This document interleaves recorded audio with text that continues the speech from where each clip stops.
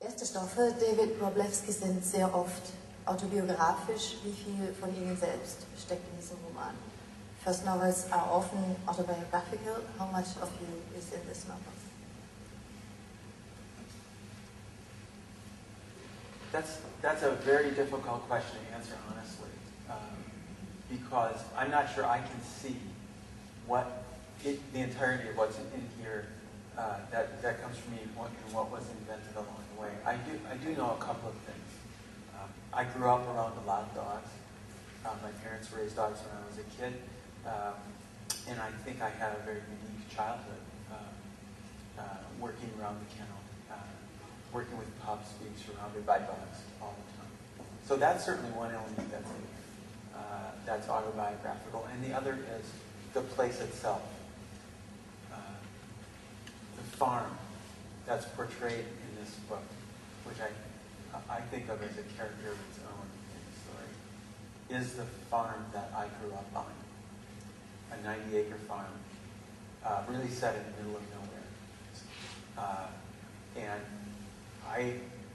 the way I thought of it is I evacuated all the people that lived there, and I put in all new people to play out a story. And luckily, most of the events of that story never happened to me. But I thought of it as if it were a stage that I was putting players on and letting them sort of play out the story. So, surely, and just one other comment. Surely there are many, many other parts that at least are fragments taken from my life, but they're probably too numerous to name, and possibly I wouldn't even know it. Also diese Frage ist nicht so ganz leicht zu beantworten, weil das doch ein sehr komplexer Vorgang ist. Was er mit Sicherheit sagen kann, ist, dass auch er eine Zeit erlebt hat, in der seine Eltern Hunde gezüchtet haben, dass er mit Hunden groß geworden ist, dass das seine Kindheit geprägt hat, und ich weiß auch, dass das der schöne Teil seiner Kindheit war. Ebenfalls authentisch ist der Schauplatz, auch die Farm kennt er, aber er hat alle Personen, die ursprünglich auf dieser Farm lebten, entfernt und hat neue Personen hinzugefügt. Er hat diesen Schauplatz ein bisschen behandelt wie eine Bühne. Schließt sich gleich die nächste Frage an. Ich glaube, Sie hatten auch mal ein erstes Leben oder ein erstes versuchtes Leben als Schauspieler. I think you also had a first attempt at a life to become an actor. Yes, that's slightly embarrassing. When I was growing up, for reasons that I can't even begin to guess why, but from the time I was maybe 4 or 5 years old, I was absolutely certain that I was going to be an actor when I grew up. But I had no opportunity to actually try it. It didn't stop me from being certain of it. What stopped me from being certain of it was actually trying it. At which point I discovered very quickly that it wasn't simply that I didn't have the talent for it, although that was true. It's also that I didn't understand what it involved. I didn't understand how much work it was. And I was 17 years old. I was doing summer stock. And the reality of how much work it is to be an actor, how much you rehearse, just the physical difficulty and what it means to master your body as an instrument. None of that had been part of my fantasy about being an actor. And so very quickly I realized it wasn't for me. And at the very same time, I found myself fascinated with creating things with my hands, at least metaphorically speaking. And in this case, it happened to be software.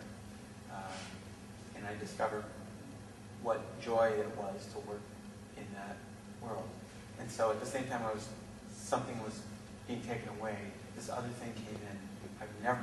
I never have ever felt the desire to be an actor. Although my admiration for it as an art is unbounded.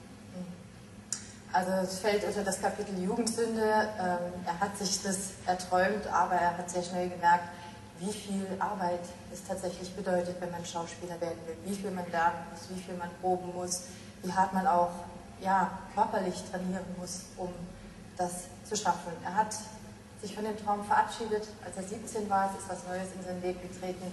nämlich das Entwickeln von Software. Und wenn Sie jetzt ein bisschen misstrauisch sind, dann kommt man später noch darauf zu sprechen. David Wroblewski hat nämlich eine sehr interessante Einstellung zum Entwickeln von Software und zum Schreiben von Prosa. Er sagt, die beiden Dinge haben durchaus was miteinander zu tun.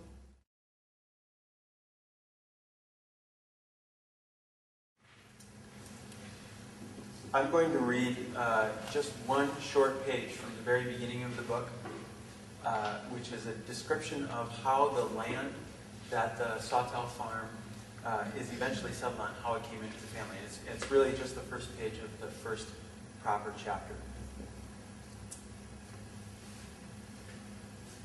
In the year 1919, Edgar's grandfather, who was born with an extra share of whimsy, bought their land and all the buildings on it from a man he'd never met, a man named Schultz, who in his turn had walked away from a logging team half a decade earlier after seeing the chains on a fully loaded timber sled let go. 20 tons of rolling maple buried a man where Schultz had stood the moment before. As he helped unpile logs to extract the wretched man's remains, Schultz remembered a pretty parcel of land he'd spied north and west of Mellon. The morning he signed the papers, he rode one of his ponies along the logging road to his new property and picked out a spot in a clearing below a hill. And by nightfall, a workable pole stable stood on that ground. The next day, he fetched the other pony and filled a yoked cart with supplies, and the three of them walked back to his crude homestead, Schultz on foot, reins in hand, and the ponies in harness behind as they drew the cart along and listened to the creak of the dry axle. For the first few months, he and the ponies slept side by side in the pole shed. And quite often in his dreams, Schultz heard the snap when the chains on that load of maple broke. He tried his best to make a living there as a dairy farmer. In the 5 years he worked the land, Schultz cleared one 25-acre field and drained another, and he used the lumber from the trees he cut to build an outhouse, a barn, and a house, in that order. So that he wouldn't need to go outside to tote water, he dug his well in the hole that would become the basement of the house. He helped raise the barns, all the way from Tannery Town to Park Falls, so there'd be plenty of help when his time came. And day and night, he pulled stumps. That first year, he raked and harrowed the south field a dozen times, until even his ponies seemed tired of it. He stacked rocks at the edges of the fields in long humped piles, and burned stumps in bonfires that could be seen all the way from Popcorn Corners, the closest town, if you called that a town, and even Mellon. He managed to build a small stone and concrete silo taller than the barn, but he never got around to capping it. He mixed milk and linseed oil and rust and blood and used the concoction to paint the barn and outhouse red. In the south field, he planted hay, and in the west, corn, because the west field was wet and the corn would grow faster there. During his last summer on the farm, he even hired 2 men from town. But when autumn was on the horizon, something happened. Nobody knew just what.